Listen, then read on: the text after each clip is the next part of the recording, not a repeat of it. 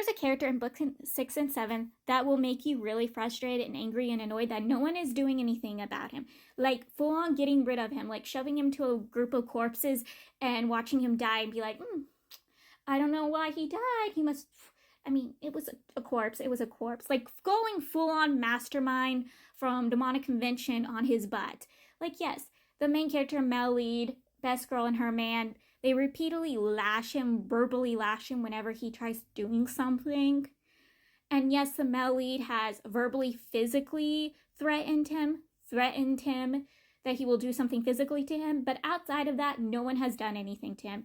Yes, sooner or later, the cousin sperm donor does speak up and says some stuff. But at the same time, he barely does anything about him. Like, this man has repeatedly tried accusing the best girl's man of things that happen. Every small thing that has happened to them in this book and in book 6, he repeatedly tries accusing him of. And like in book 6, he repeatedly tried accusing him of things his father and uncle did. Like, this man is so frustrating and annoying.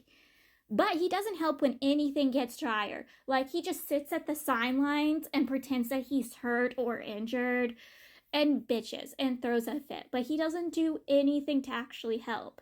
But once things are safe and sound, he will start accusing the best girl's man of what was happening, like what has transpired.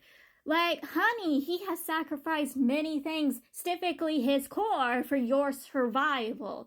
But you are here blaming him for every small little thing that has happened. Like, I am surprised no one has shoved you into a pile of corpses yet.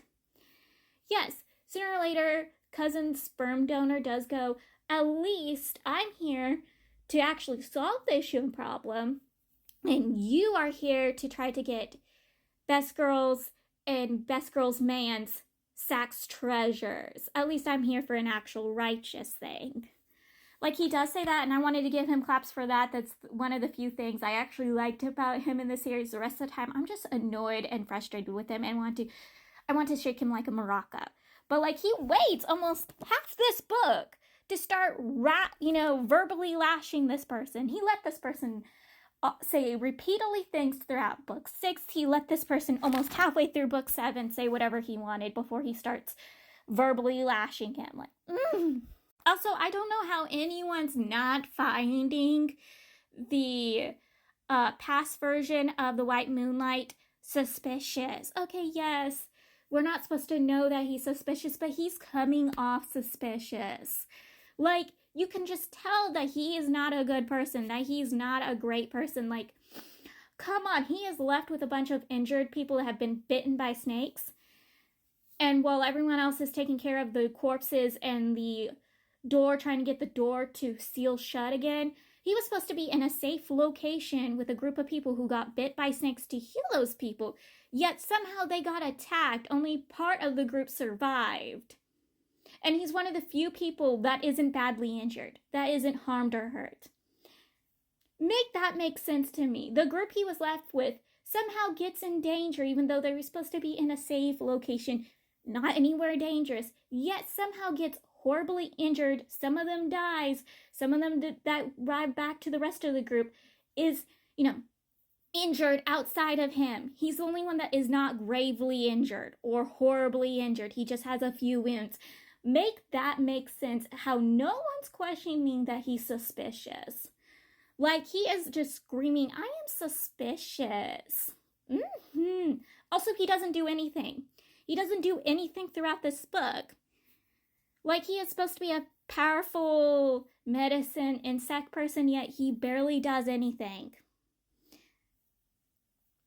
Like, also, is there something going on between the cousin sperm donor and past version of the White Moonlight? Because is there something going on between them? Because instead of caring about his disciples who stayed back to take care of the injured people and also got grievously injured themselves, trying to bring the injured people back who had survived that attack back to the rest of the group, somehow instead of caring for them, he goes straight to the uninjured or not as gravely injured person to check on them and is like, are you okay? Are you safe? Like, is there something going on between them? Like, again, like, somehow I know he's not involved, but like he's making himself seem like it. At least he's probably being bullied. Like it's the same thing between the Melit's brother and the Two-Faced Snake from Demonic Convention. Are they like that? Is that what their relationship is going to be revealed to be like? Like it feels like. So we find out in this book that the Best Girl's ex-SAC leader, he's actually still alive. He is not dead. We thought he died in book 5 because he was gifted a curse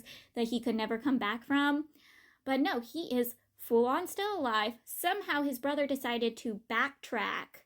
Best Girl's dad decided to backtrack on the curse he gave him, let him live.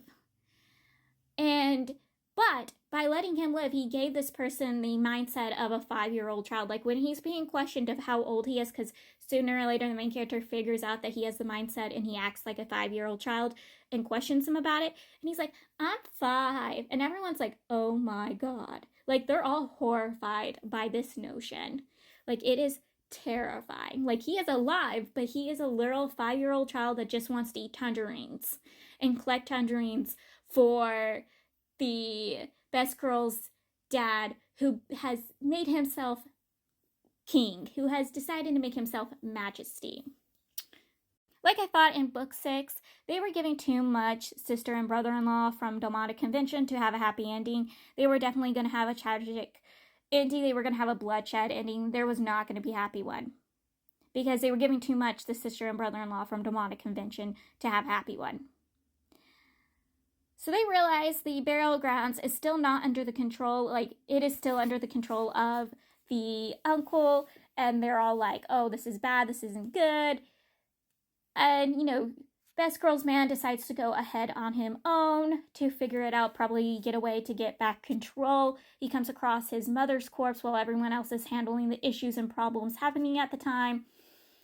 And his mother's corpse, she actually has control over herself. She's not fully a puppet yet. She's able to give him information that he needs to do to get it back under his control, or at least out of his uncle's control. He at least sacrifice himself or kill his father. And she tells him to kill his father, murder his father, sacrifice his father.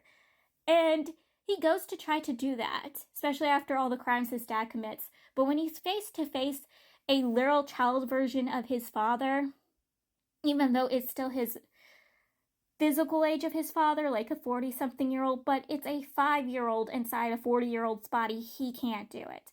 Especially when he remembers the good times his father gave him and his child version of his father trying to give him a tangerine, he sacrifices himself. Though he feels horrible and vile for leaving Best Girl, he thanks himself for not actually fully confessing to her, telling her the truth, like thanking her for everything. He tells himself it's good that he didn't do it because he would be dragging her down over this. And once he makes his sacrifice and willing to die, this is when everybody else rushes into the room and sees him sacrificing himself. The Melly tries to save him. She tries to save him, but neither one are, in time to save him. He literally ends up dying, and she's screaming for him to come back to her. Like, I was horrified. Like, I felt so terrible for them. They deserved freaking better after everything they went through, especially in their past lives. They deserved better.